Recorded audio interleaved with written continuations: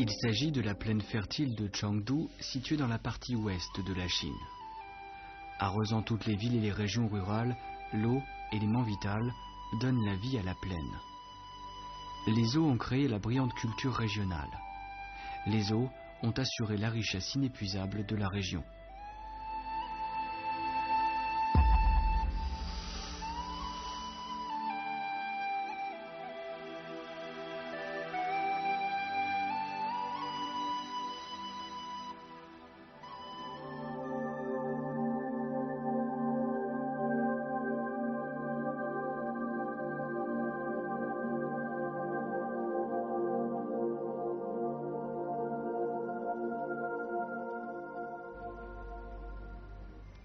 Les eaux l'ont doté d'une inspiration du ciel et de la terre et d'une force cohésive éternelle.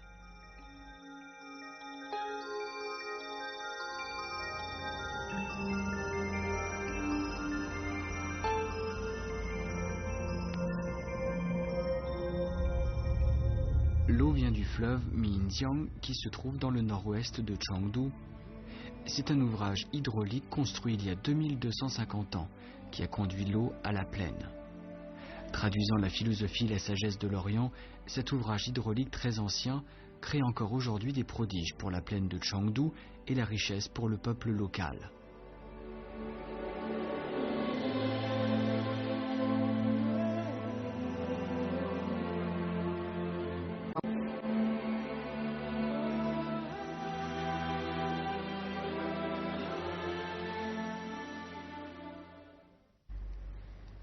À la fin du IVe siècle avant Jésus-Christ, la Chine, qui était à la veille de son unification, connaissait de grands bouleversements avec la confrontation et l'annexion militaire des royaumes. Pourvu que le Shu soit pris, le Zhou pourrait être vaincu, et si le Zhou était anéanti, le Qin pourrait conquérir les autres royaumes. Ce point de vue militaire favorisa l'idée selon laquelle conquérir tous les royaumes en vue d'unifier le pays mettrait un terme aux querelles. Hui Wen, roi de Qin, adopta la stratégie militaire de Sima Zuo.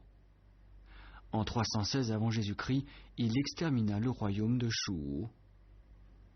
En automne de 280 avant Jésus-Christ, 30 ans après l'extermination de Shu, le général Sima Zuo rassembla 100 000 soldats à Chengdu, ancienne capitale du royaume de Shu. Sous son commandement, les troupes partirent à bord de 10 000 bateaux en amont du Minjiang et ensuite descendirent le Yangtze pour attaquer le royaume de Zhou. Cependant, après l'enlèvement de Shanghu, aujourd'hui Fulin, ville du royaume de Zhou, l'armée de Qin était dans l'embarras à cause de l'insuffisance du ravitaillement. Obligée de s'arrêter à Shanghu, elle ne pouvait avancer vers l'intérieur de Zhou. Ces revers firent exposer des défauts de l'action militaire des Qin. Les défauts existaient réellement. En 272 avant Jésus-Christ, Li Bing, âgé de 30 ans, fut nommé préfet de la préfecture de Shu par le roi Zhao de Qin. Il se mit en chemin sans tarder pour intégrer son poste. Selon la culture de Qin, qui mettait à la fois l'accent sur la production agricole et la guerre, selon la pensée militaire de Sima Zuo, ce jeune préfet devait faire de ce territoire sous sa juridiction une base stratégique pour l'unification de tout le pays. Dans ces circonstances, la mission historique de changer le cours du fleuve Minjiang pour qu'il devienne une ligne de ravitaillement destinée à la guerre incomba à Li Bing.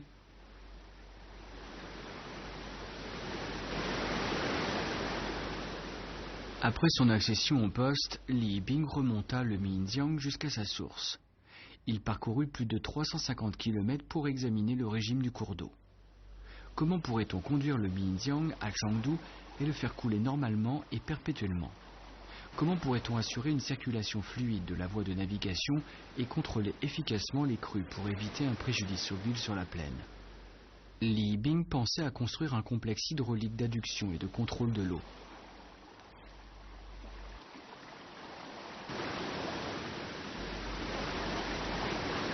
À l'issue d'une étude, Li Bing fixa le lieu des travaux sur la ligne de démarcation des collines et de la plaine, parce que cet endroit était la gorge du fleuve Minjiang.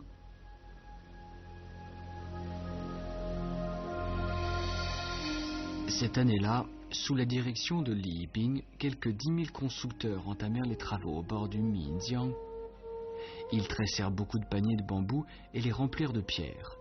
Ensuite, ils les mirent au centre du fleuve.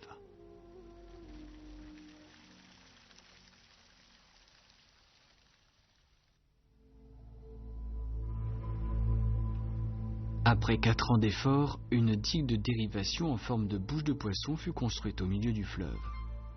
Elle divisa naturellement les eaux du fleuve en 2 parties.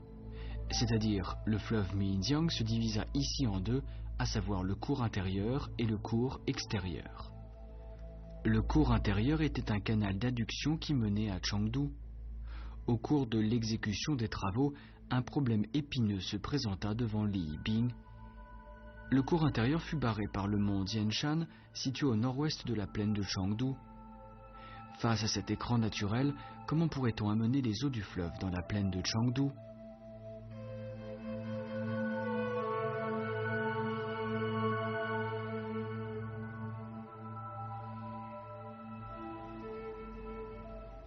À cette époque-là, la poudre noire ne fut pas encore inventée en Chine, et de plus, on n'avait pas d'outils très avancés. On ne pouvait creuser la montagne tous les jours qu'au burin et au marteau. À ce rythme, il faudrait 30 ans au moins pour achever ce travail. Mais le royaume de Qin désirait unifier le plus tôt possible la Chine.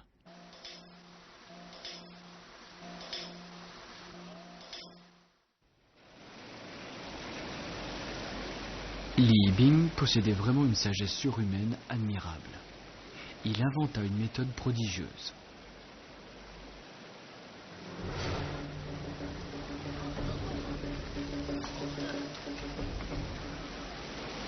Selon cette méthode, on mettait une grande quantité de bois sur les rochers du mont Dianshan et on les allumait pour chauffer les rochers. Quand les rochers rougissaient au feu, on versait de l'eau froide sur eux. Se dilatant à la chaleur et se contractant au froid, les rochers devenaient fragiles ou se brisaient. Après cela, on battait des rochers au marteau, ce qui avait pour effet d'accélérer sensiblement les travaux.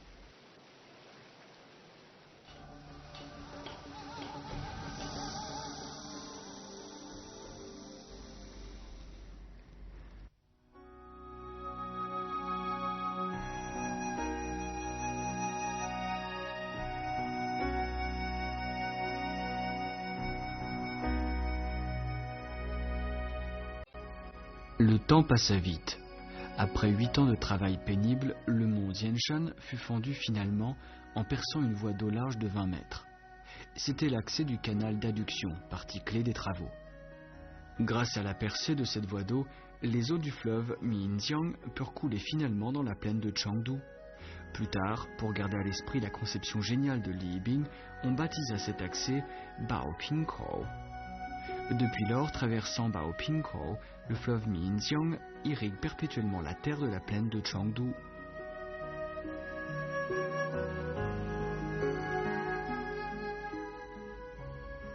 En 256 avant Jésus-Christ, après 14 ans de construction, le complexe hydraulique de Dujiangyan, l'aménagement hydraulique d'ampleur incommensurable dans l'histoire de l'humanité, fut achevé, commençant à jouer son rôle considérable et durable.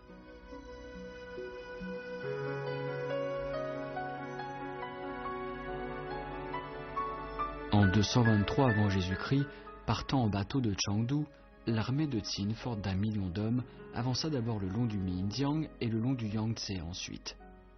Elle anéantit d'un seul coup le royaume de Chu. 2 ans plus tard, le royaume de Qin unifia la Chine et fonda la dynastie des Qin, premier empire au pouvoir centralisé dans l'histoire de la Chine. Plus de 2000 ans se sont écoulés. Bien que le complexe hydraulique de Dujiangyan ait connu toutes les vicissitudes, sa physionomie de simplicité antique reste inchangée, et le fleuve coule à torrent comme toujours. Après la réalisation de l'unification de la Chine, ce complexe hydraulique construit à l'origine pour le transport stratégique joue toujours son rôle de protection contre les crues et d'irrigation. Il a montré à tout le monde le savoir-faire hydraulique inimaginable et la civilisation brillante de l'Antiquité.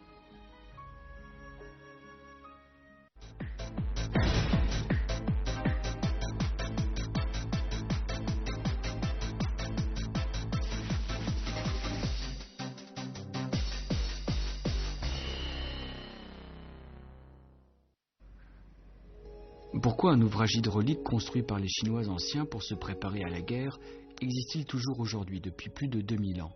Quel est le mystère de la conception de cet ouvrage?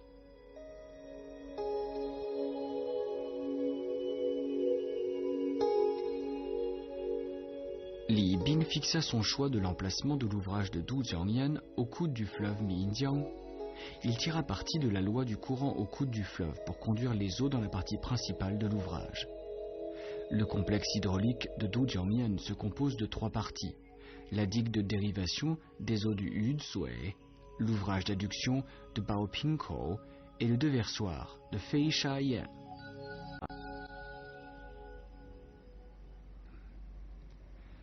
Le fleuve Miinjiang impétueux est divisé en cours intérieur et cours extérieur par la digue de dérivation de Yuzui. En temps ordinaire, 60% des eaux se jettent dans le cours intérieur pour assurer la navigation et l'irrigation des terres de la plaine de Chengdu.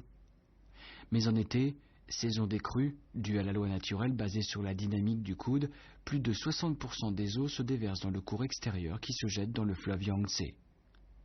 Cela peut prévenir une inondation dans la plaine. De plus, comme le goulot d'une bouteille, Baopingkou contient efficacement les crues et les fait se déverser à Feishayan dans le cours extérieur. C'est la deuxième déviation de la crue. En outre, le problème de dragage des limons et des sables, problème difficile par tous les ouvrages hydrauliques, même pour ceux du monde d'aujourd'hui, fut résolu parfaitement dans l'ouvrage de Du Jiangyan. À Yuzui, lieu de dérivation, le cours intérieur se trouve à l'arrivée chancrée du Miinjiang. Régie par la loi du courant au coude, les eaux de la couche superficielle du fleuve coulent sur la rive échancrée et celle de la couche inférieure vers la rive saillante. La plupart des sables apportés par la crue sont amenés par les fleuves de la couche inférieure au cours extérieur, et le reste entre dans la cour intérieure. Du fait que le torrent bat sans cesse la falaise, des tourbillons se sont formés. Ils évacuent les boues et les sables du déversoir de Feishayan. Plus la crue est violente, plus le taux d'enlèvement des boues et sables est élevé, jusqu'à 98%. Les 3 parties composantes très ingénieuses du complexe hydraulique de Du Jiangyan se répondent mutuellement l'une avec l'autre. Elles jouent avec succès le rôle de prévention contre les crues et le dragage. Concrétisant parfaitement l'hydraulique et traduisant pleinement la sagesse des constructeurs, le complexe hydraulique de Du Jiangyan est un exemple illustre dans l'histoire de l'aménagement hydraulique mondial.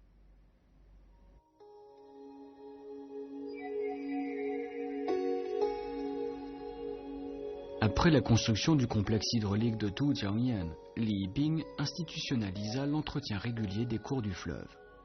Le gouvernement devait organiser des personnes pour faire un dragage tous les ans. Lors du dragage, il fallait creuser profondément. Mais quelle profondeur le creusement devait-il atteindre en fin de compte? Li Yibing enterra alors un cheval de pierre dans le lit fluvial devant Baopingkou pour avoir un repère sur la profondeur. Sous la dynastie des Ming, le cheval de pierre fut remplacé par un repère en fer plus solide. En outre, la hauteur du déversoir de Feishayan fut réglée pour assurer les fonctions de dragage et de dérivation des crues de ce déversoir.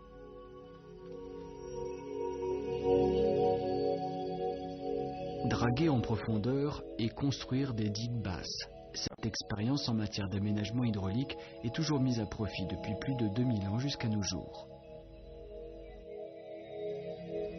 Dès l'aménagement des cours d'eau par Dahu dans la Haute Antiquité, les Chinois ont su aménager selon la loi naturelle des eaux les cours d'eau par le dragage au lieu d'installer un barrage.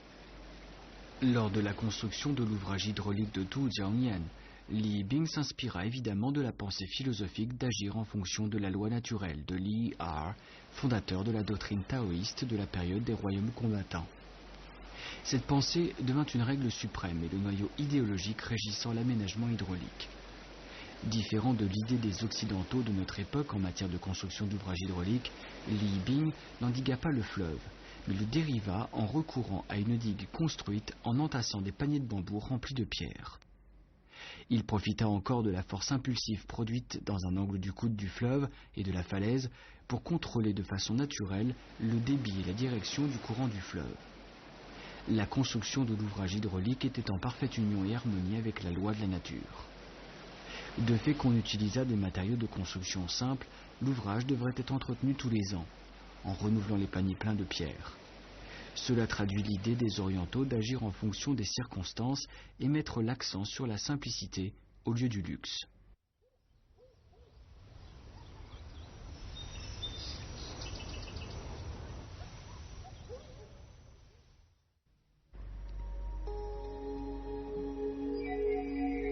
Les eaux coulaient sans interruption dans la plaine de Chengdu. Grâce à l'irrigation garantie, la récolte abondante fréquentait les villages sur la plaine. En plus de la culture des céréales, on élevait des poissons dans les étangs. On utilisait encore le moulin à eau et le rouleau à eau pour traiter les produits agricoles. Avec le développement de l'agriculture, l'artisanat prospéra aussi. Les paysans, habitués à planter des mûriers et à élever les vers à soie depuis l'Antiquité, créèrent des filatures de la soie. Depuis la dynastie des Han, le brocart de Chou jouissait d'une grande renommée.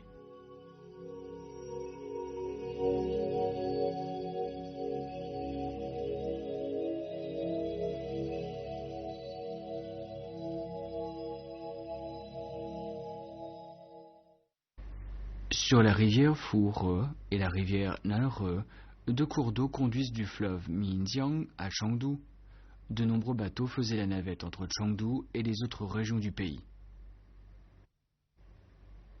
Pendant la période de 400 ans de la dynastie des Qin jusqu'à la dynastie des Han, grâce à la construction de l'ouvrage de Zhu Jiangyan, l'économie du Sichuan a eu une prospérité sans précédent dans l'histoire et le peuple vivait dans l'aisance. Le bassin du Sichuan était comme un grand dépôt naturel où il y avait des choses inépuisables.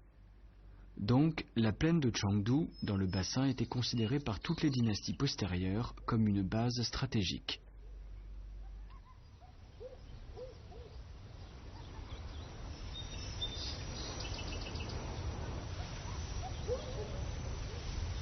En 207, Zhuge Liang, âgé de 27 ans, analysa dans sa stratégie de Longzhong la situation du pays et présenta un tableau d'une vaste étendue de terres fertiles du pays d'abondance à Liu Bei, qui venait 3 fois à sa chaumière pour solliciter ses services. Zhuge Liang lui proposa encore de désigner Chengdu prospère pour capitale afin de fonder un empire. Compte tenu du fait que le complexe hydraulique de Dujiangyan était la source de l'abondance du Sichuan, il envoya le général Ma Chao et ses 1200 soldats à Dujiangyan pour le garder et prendre part à son entretien annuel. Il désigna encore un fonctionnaire pour traiter spécialement les affaires de Dujiangyan. Ce système de gestion spéciale dura depuis lors jusqu'à nos jours. Après 400 ans de développement depuis la dynastie des Han, Chengdu avait une population de 920 000 habitants sous la dynastie des Tang.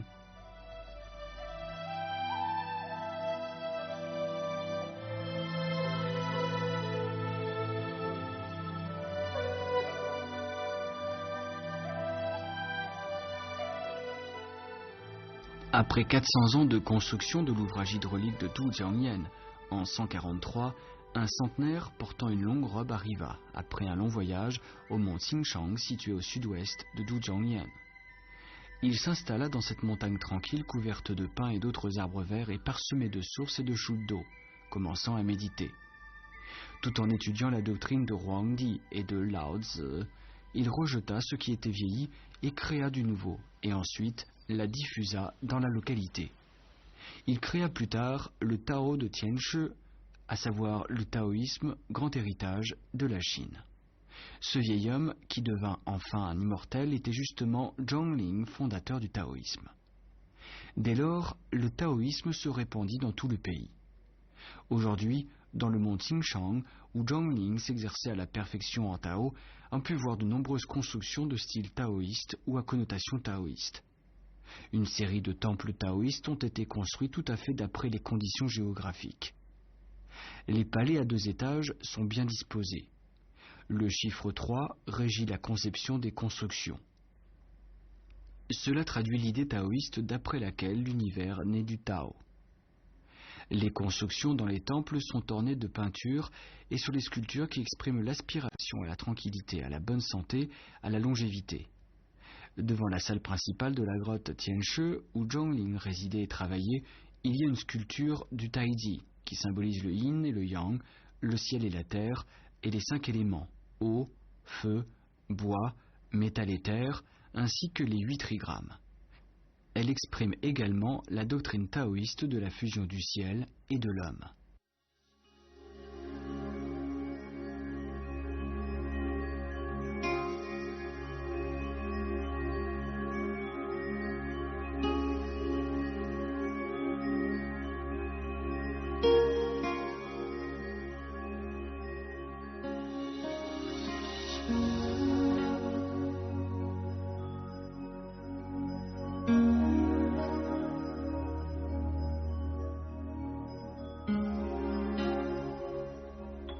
Dans le mont Xingchang, berceau du taoïsme, chaque jour la fumée de l'encens montait en volute dans les temples et les fidèles et lettrés qui y venaient se succéder sans interruption.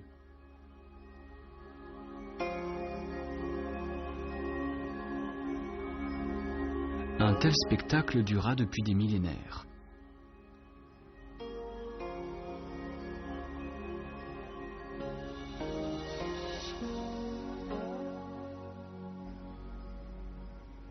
Le taoïsme exige de ses fidèles la pratique de la perfection en vertu qui peut aider à prolonger la vie. Pour avoir une longue vie et une jeunesse perpétuelle, les taoïstes cueillent des plantes médicinales et les brûlent dans le four afin d'obtenir des pilules d'immortalité.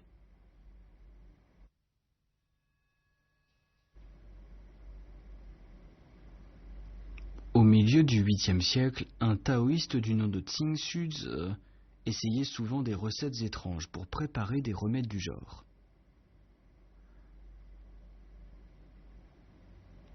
Une fois, quand il effectua un essai, en utilisant à la fois le soufre, le charbon de bois et la salpêtre comme combustible, une explosion fortuite se produisit.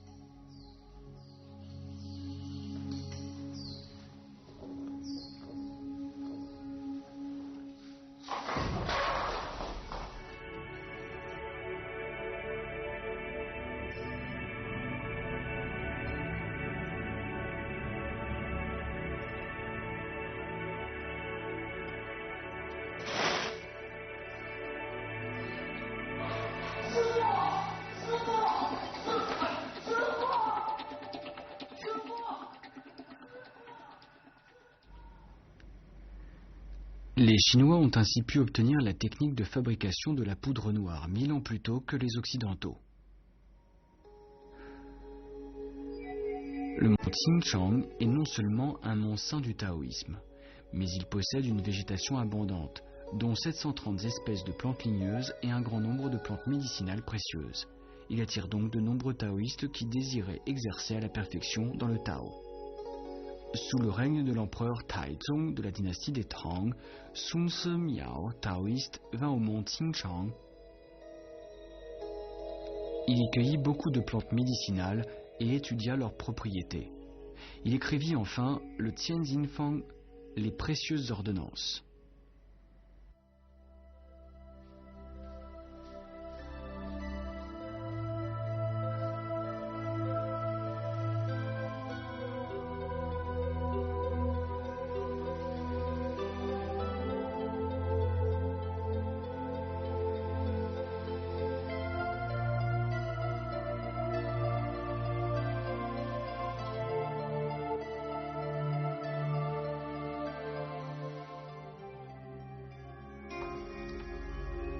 Jusqu'à aujourd'hui, ce livre médical classique est toujours indispensable pour la médecine chinoise. Sun Se Miao est appelé le roi des remèdes. L'eau est un élément vital de la culture de Shu.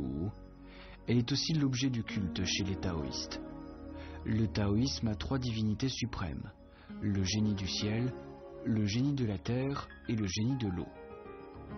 Différente des autres religions, le taoïsme préconise que tout en se conformant à la nature, il faut la transformer. La pensée philosophique de vaincre la violence par la douceur et l'esprit scientifique dont Li Yingbing fit preuve dans la construction du complexe hydraulique de Duzhangyan correspond à la doctrine taoïste. Li Yingbing fut donc vénéré par les taoïstes, en étant appelé roi de la source limpide et de la voie d'eau merveilleuse. L'ouvrage de Duzhangyan symbolise l'union parfaite de la religion et de la science.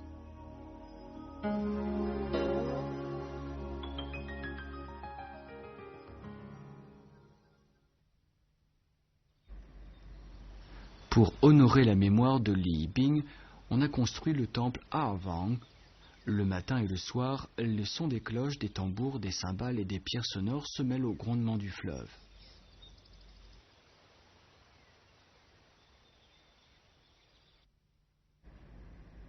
Sous le règne de l'empereur Xianfeng de la dynastie des Qing, le taoïste Zhong Hongshan s'exerçait à la perfection dans le Tao, dans le temple Arvang.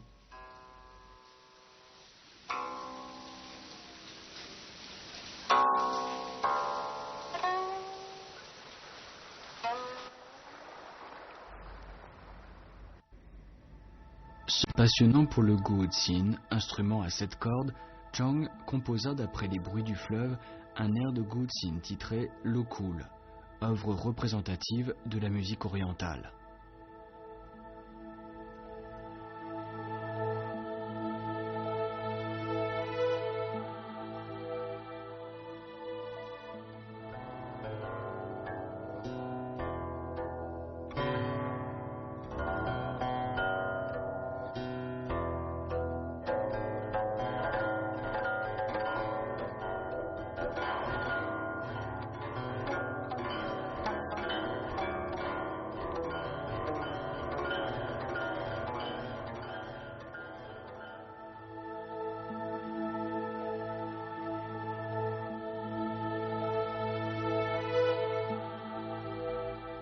Le fleuve Minjiang, qui rassemble d'innombrables ruisseaux, serpente dans les grandes montagnes depuis l'Antiquité. Tantôt il est doux et fin, tantôt il est furieux. Formant avec le fleuve un seul bloc, le vieux complexe hydraulique de Duzhangyan se tient invariablement entre les montagnes et les eaux depuis des millénaires, devenant un souvenir éternel de l'humanité et de la Terre pour sa simplicité et sa philosophie de construction.